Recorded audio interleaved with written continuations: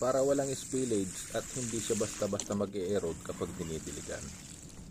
Hello guys! For today's video, isi-share ko naman sa inyo ang tamang paggawa ng garden plot. First step ay clear the area na paggagawa ng garden plot. Second, i-drawing ang layout para may guide.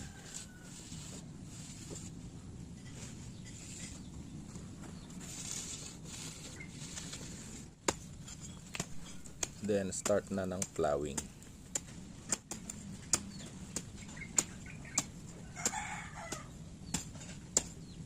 Next step, bungkalin ang lupa para ito'y madurog at lumambot.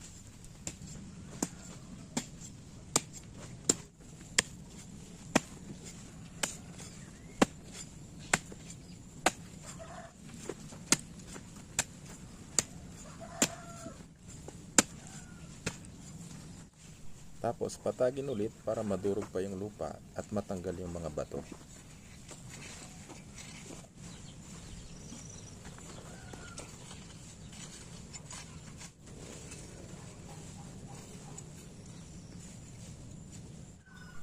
Lagyan ng commercial fertilizer at haluin.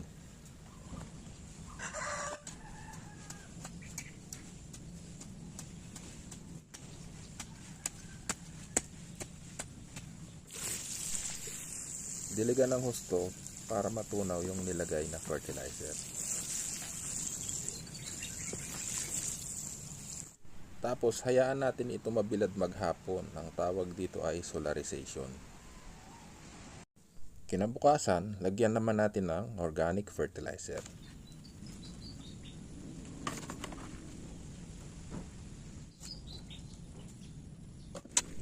Tapos, haluin ulit para ma-incorporate yung fertilizer sa lupa.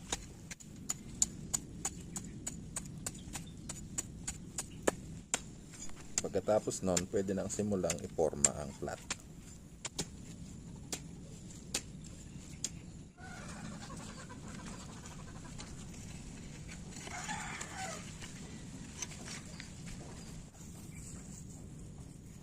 Lagyan ng maliit na gutter sa taas para hindi natatapon ng tubig kapag nagdidilig at para hindi mag-erode ang garden plot.